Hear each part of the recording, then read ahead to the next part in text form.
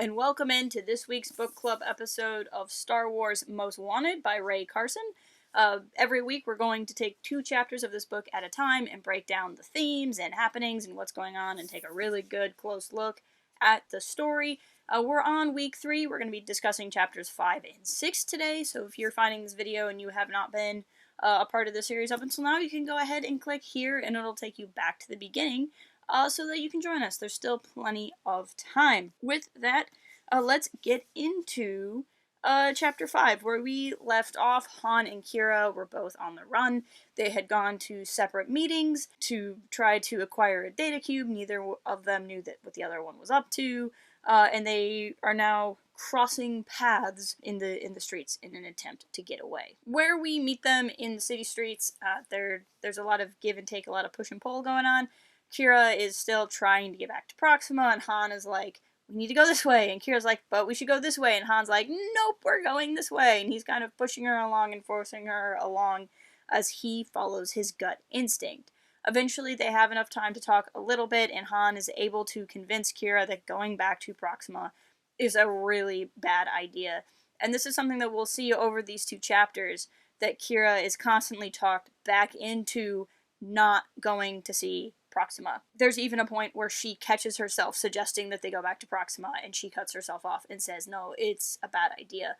And this, I don't know, I'm fascinated by Qi'ra's character in the story, and this is going to jump over both the chapters instead of me kind of following along, but I just kind of want to follow this train of thought. What's so fascinating to me about Qi'ra is one of the ways she and Han are polar opposites is Qi'ra really likes the idea of authority and the idea of a system, where Han is the guy who's like, no to authority and no to the system, and I'm going to do things my own way. But Qi'ra, thinking about it now, I realize that there are a lot of similarities between Qi'ra and Leia. Obviously, they're the 2 kind of most standout love interests in Han's life. While Han does not end up with Qi'ra, as we see in Solo: A Star Wars Story, Han does spend a good number of years thinking about her, wanting to get back to her. And I always kind of saw them as different, but really it's just, they're very similar people. I mean, and I don't mean that to say anything against either character or imply that either character is somehow lesser because they're similar to someone else.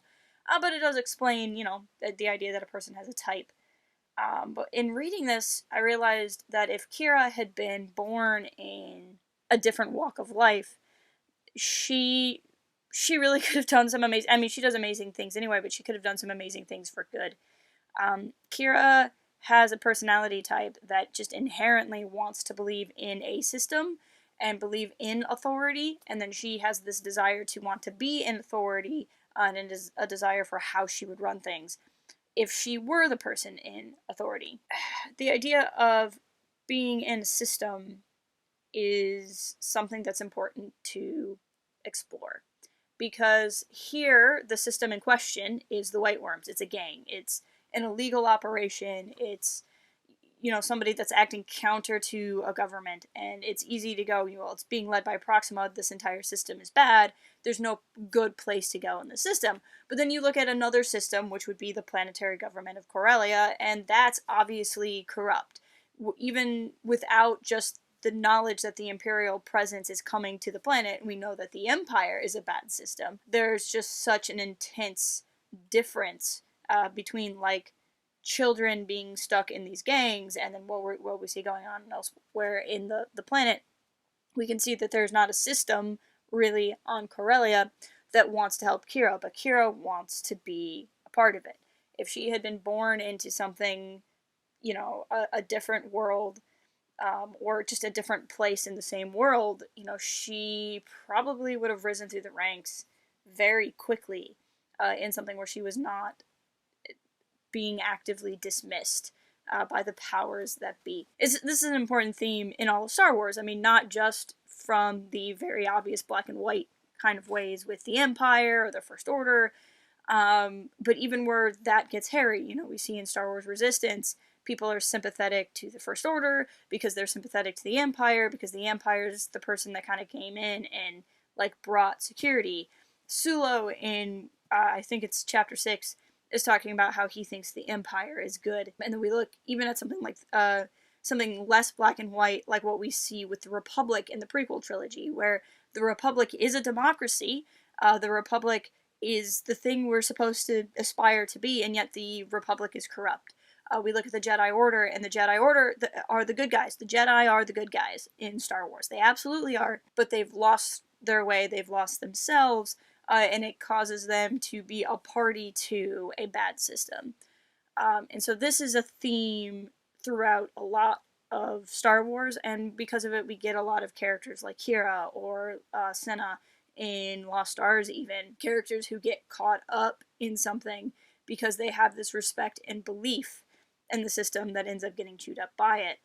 But then, at the same time, you still need that. I mean, you need something. There's a reason why Leia is fighting for the rebellion and then the resistance, or Holdo is fighting for the good guys. This idea that there could be a good system out there. Why would Luke want to remake the Jedi Order, or presumably Rey want to remake the Jedi Order, if there could be good systems out there? And I think it's a little early in the book to kind of get to anything definitive, but it's just something that's really interesting to me as I read Qi'ra's character, and I think it's more interesting than just simply Han is the guy who doesn't like the system, and so we needed to make a character that did like the system to be an opposite to him, and that's certainly a part of it. Like, this book is very intentionally making the duality between those characters, but I don't think it's a surface level. We're just making duality of the two characters because it's fun, but that they're really trying to show something in this book, that there's a bigger statement being made about it, and having not read this book since it came out, I don't want to make any kind of definitive statement until we get a little bit further into the book, but that's just something that's always on my mind as I read her character. That she's somebody who is trapped in a really bad place. I don't want to keep saying the word system 900 times, even though I already have, but she's trapped in this cycle. But she wants to be a part of the cycle, and, she's had thoughts in past chapters of, well, this is how I'd run it if I did it. So I don't know that she necessarily has the innate goodness, I want to fix it so we don't need white worm gangs anymore. Which is not necessarily a reflection on her, but just that she has never been around people who would think that way, but rather, there is this terrible thing, but she doesn't know it's terrible because she doesn't know anything else. So she doesn't have that kind of drive that characters like Leia would have to fix it, because she doesn't understand that it needs to be fixed because she's never seen anything else. And so we just see her wanting to move up and function within it because she thinks this is how things ought to be done. And if she was in a different position, she either could have been worse, she could have been like a Tarkin-esque character and really fed into it if she was born into privilege as it was, or she could have been somebody who would have fought for reform. And we'll never know, because this is where Qi'ra's from. But I don't know, I find characters like her very interesting in Star Wars. And so even from the beginning, her struggle of, I want to trust Proxima because I want to be Proxima. I want Proxima to want me because I want to be her one day. And that needing this approval from her, especially when Qi'ra has an innate distrust for characters around her. There's a point in these chapters where she's convinced Han's going to betray me at some point. He's just going to. Maybe I should tell him the whole story, maybe not.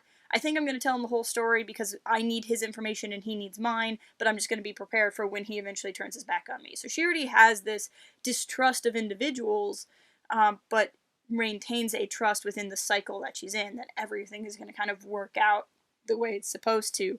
And it's this weird's not the right word because it's not weird, but it's this very specific kind of naivety with street smarts that she seems to have as a character. I don't know, I just find really compelling. So that's a little bit different discussion format than usually in these videos, but I kind of wanted to get all of that out in one go.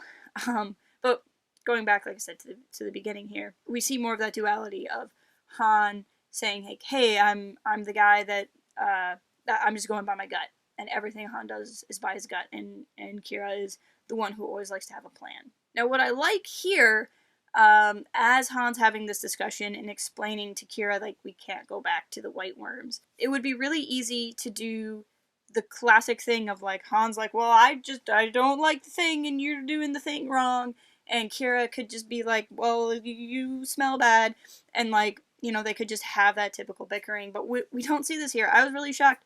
Han, like, apologizes. I mean, it was kind of, even though he was saving her life, it was kind of a not nice thing to do, to just drag her along and force her to go where she didn't want to go. And maybe in that moment he didn't realize what he was doing because he was too preoccupied with keeping them safe. But after the fact, he's like, hey, I'm sorry, I shouldn't have just, like, screwed up your whole plan. I was just reacting. And then Qi'ra is even able to admit out loud to Han that Han was right. So these characters who should be and kind of are rivals are willing to admit things to each other. And kind of what I was talking about a little bit with Qi'ra, but also a little bit different, is there's something really innocent about these two young people who've been through such terrible things. They're growing up on the streets. They're being used by a gangster. They know that you shouldn't trust anyone. They know their lives are in danger. And yet, Han Solo, the brash, cocky guy that we, you know, who becomes who we see in the original trilogy, is able to go, hey, I'm sorry. And that just seems really, I don't know if novel's the right word, but it's something that caught my attention. And even Qi'ra, who is expecting Han to betray her, is saying, hey, you were right. And that even where they have all of this jadedness for how they live, and where they live and what they go through, there's still that kind of, like, childlike vulnerability of being able to say, hey, I was wrong, that I don't think a lot of people have anymore. And that, again, is a really interesting dichotomy with these characters. And I think part of it is Han is the good guy. That's the part of that, like, that's the point of Solo: A Star Wars Story. That's something Qi'ra says to Han several times, that, you know, you're trying to pretend like you're the cynic, but you're really not. And that becomes the point of the original trilogy, is that we meet Han Solo the cynic, but then we learn that he's really not as cynical as he wanted us to believe. And so I think that's part of where this comes from with Han, that Han hasn't had the experiences that happen in Solo: A Star Wars Story that make him put up his guard. That this is still very much a more vulnerable Han Solo, but not a I'm being vulnerable at a risk, but more of still that childlike, I'm being vulnerable because I don't know how to not be vulnerable because I've never been hurt yet. And to have him have that kind of vulnerability in the society he's living in is wild. And to see Qi'ra have all of the pride she has, and she hates being embarrassed, and so much of her wanting to get back to Proxima is to be, like, relieved of her embarrassment, that if Proxima commit, and I understand that feeling all too well, of just feeling like you're really mad at yourself because you did a thing that you think was stupid, and if somebody could say, the person you respect can say, hey, no, you're not stupid, like, that feeling could just be lifted off of you. But for her to struggle with that and still be like, you were right, is intense from her as well. So, I don't know, I liked seeing these young people, and we see how young they are, because even though they're in this situation where they don't know any better, that there are better situations out there. And maybe it's because they don't know that there are better situations out there. They haven't been truly corrupted by it yet. And that's kind of the underlying tragedy of this book. I don't really feel like this book itself is tragedy. I don't feel like this book is necessarily written as tragedy, but knowing what happens to these characters, even though this is lighthearted and fun, it's something I can never stop thinking about as I read it, knowing where these characters end up. Han and Qi'ra end up hiding out at Paulo's house.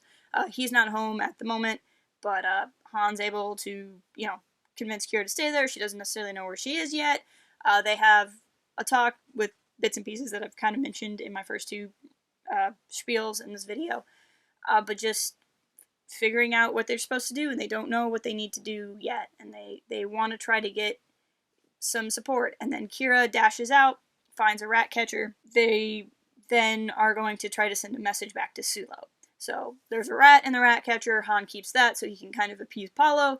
And then Han comes up with a plan to talk to him. He has half the dog biscuit, and he's just like etching a note in the dog biscuit in Huttese. He's using Huttese so the white worms can't read it, but he's not really sure about his Huttese, and I thought that was really funny. Just like more of this idea of, I could be saying, help, but I could also be saying urinate, or whatever the two words were. It was just really funny. And it was, again, there's just a lot of lighter moments. There were several moments in these 2 chapters that had me laughing out loud. And that was one of them. Now that I look at my notes, I see the thing with the droid was actually in chapter 6 instead of chapter 5, so I apologize. I'm getting a little bit ahead of myself here. A little bit all over the place in this video. But what I did want to talk about in chapter 5 before we move on is, along with trying to hash out what their plan should be, should they have a plan, are they instincts or whatever, I like what Carson is doing between Han and Qi'ra, because we know they end up in a romantic relationship. When we meet them in Solo: A Star Wars Story, like they kiss when they meet. So like there's no like build up to that relationship within the film. The relationship they have, whatever it may be, is the foundation for a lot of Han's motivations within that film. So we know where they end up. There's no like will they, won't they. But they're meeting, they're not meeting for the first time, but they're interacting for the first time. They're trusting each other for the first time. So this book kind of walks the line of not outright being a romance novel. This is not Lost Stars. This is not A Crash of Fate. This is not even to the degree that there's a love story in Leia, Princess of Alderaan. This is just more, we're hanging out with 2 characters that we know eventually have romantic feelings for each other. And it's not trying to take away from that, but it's not like hitting you over the head, this is how they fall in love, necessarily in the story, at least not through the whole book. And so you have the little things. You have, Han has his doofy smile, and Qi'ra deciding does she want to smile back or punch him in the face. And it, like I said, I don't really know. I'm not versed enough in this kind of thing to really be able to articulate the difference. I just know there is a difference, that when I read this book does not feel like it's specifically trying to tell romance, but it's also not trying to avoid it. It's just kind of showing that there's this emotional connection to them that might not be to the point of romance yet, nor that it necessarily would have, but it is showing that there is just kind of that natural chemistry and synergy between these characters, and that Han is ruffling Qi'ra's feathers in the right way, and she's ruffling his in the right way. And I personally appreciate that balance in the novel of not feeding you if that's what you want, but it's also just not specifically a romance novel, because that's not specifically the story it's trying to tell. And so I think that's kind of a fine line to walk, but I think it does it really well. Also, at the end of chapter 5, I liked Han's line about how sometimes it's better not to know the odds, which is a play on his classic line, of course. I thought that was a nice way to shout out the line that everybody knows without making it the exact same line. So now chapter 6 is where that droid comes in. Here, even Han has the thought of like maybe Qi'ra would betray him. So these are 2 people that are trusting each other, want to trust each other, but are both aware that they probably shouldn't. And that's always an interesting dynamic. I really do appreciate the way the book jumps back and forth between her perspective and his. I like seeing the way each character is thinking about the other one. I think that adds a lot. And just to see, how much Qi'ra is actually aware of Han's motivations and how much Han is actually aware of Kira's motivations. The droid gets sent to Sulo, and Han is told to keep watch, and Qi'ra orders him to do it, basically. Now, she does it with the logic that if she's supposed to be the thinker, she needs sleep. And if Han's supposed to be the improviser, he doesn't need to sleep as much. I did like that line, too, where Han's like, hey, I'm the improvise guy for when the plan goes wrong. You're the person that makes the plan. I just thought that was... I love the dialogue between the 2 of them quite a bit. Han does end up keeping watch, even though he comments that he doesn't like bossy people, which was another kind of like, Han kind of has a type kind of a comment. But he ends up dozing off and gets woken up by Paolo, who has a very strange sense of personal space. Han gives him the rat and explains that Qi'ra is a friend. And I love so much of what goes on with Paolo. Paolo is actually my favorite character in the book. I'm a sucker for comedy in a story that's being told with the narration other than outright dialogue. Now, I love funny dialogue too, don't get me wrong. I love funny banter and I love funny lines, but when comedy can be told through the actual description of what's being told, and I can kind of picture comedic beats in a movie in a way that doesn't use words, I just think that's really talented writing. And I guess this does kind of involve words, but it's also still kind of nonverbal, where Paolo's like, rat, friend. And Han's like, I'm a little concerned that was the same for both. Qi'ra wakes up, and Paolo, his first response to Qi'ra is that she's ugly, which she's not. And, like, I like how Han's, like, worried about that. Like, should I defend her honor? Should I, like, what do I do here? But then Qi'ra just kind of rolls with it, and she's just like, I'm sorry. And he's like, you have too much hair. And she's like, I get that a lot. I really liked that. And I like that Qi'ra is amused by it and not, like, undercut by it. That she can see the charm in this character too. Especially because something like that, after she had been so concerned about, like, her ruined clothes and that sort of thing, to let that comment not hurt her because it's coming from Paolo, I just thought that was a really nice character moment for her. To show the kind of, like, internal strength that Qi'ra has to kind of see different people. And also just, Paolo was great. Paolo was my favorite. Sulo shows up and says everybody is after them, so they now know that they can't go back to the White Worm's den, and they eventually decide to tell Sulo everything, because now Sulo's involved. Even if Sulo turns them in, the fact that he's come to see them at all, he's in trouble too, so they're kind of all in this together now. So they tell Sulo about the cube, and Sulo starts to break in. Paolo thinks Sulo is beautiful. I loved everything about Paolo in this book. I don't even know. But they get into the data cube and they hack into the plans. Now, we don't get to know what the plans are. They're related to something that's confidential beyond Admiral level. They are made by somebody named the Engineer. To me, it feels very Death Star, like anytime we're in this time period and there's some kind of confidential project that no one can talk about. It makes me think Death Star. Engineer makes me feel like Krennic. Maybe that's just because I like to think about Krennic all of the time for many reasons. But I don't. These chapters certainly didn't confirm that, but it would line up with where we are in Star Wars right now for it to be kind of related to that. Which means the Empire is really, whatever it is, the Empire is really going to want the plans back, and it makes sense why people are paying so much money for it and why everyone is so worried about it. As they explain the plan, we get more of, like, certain point of view kind of a thing. We hear about the droid Gatra. Sulo thinks that they're terrorists, but then can't really say why he thinks they're terrorists. I think this is interesting too, because Sulo comes from Coruscant, so he's going to kind of have that more Imperial mindset, even though he's non-human, which means he would probably have more hardship under the Empire than a human would.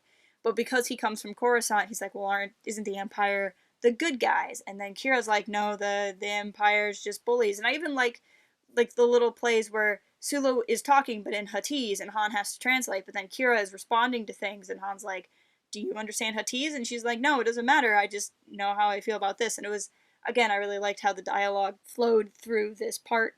Qi'ra thinks that maybe they should sell the cube, and then they're like, no, we don't really have the resources for it. So they're trying to figure out what they should do and where they should go with this information. As they kind of start to bicker, I like that, Qi'ra calls Han out for saying, like, hey, I know you've been collecting contacts everywhere, don't think I haven't noticed. And he's like, clearly you've been planning something, don't think I haven't noticed. And now they're kind of, like, calling each other out on their stuff.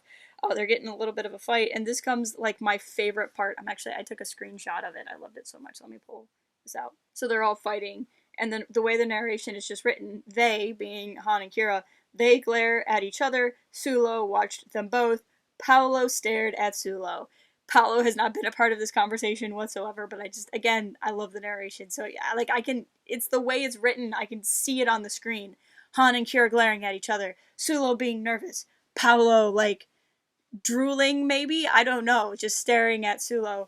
I don't know. I just thought it was a good beat. But then some stuff ruffles around outside, and they think trouble is coming, and that's the cliffhanger that Chapter 6 leaves on. So, sorry that I feel like this video was a little bit all over the place because I had thoughts that were all over the place. But these two chapters I really enjoyed. I thought they were hilarious, and I also thought there were a lot of deeper undercurrents. I'm gonna leave it at there though, because I've been talking for a long time. Please let me know in the comments what you thought about these 2 chapters. Go ahead and read 7 and 8 for next week. We're gonna continue to do 2 chapters at a time. If you're not already, follow us on all the socials, and I will talk to you guys next week.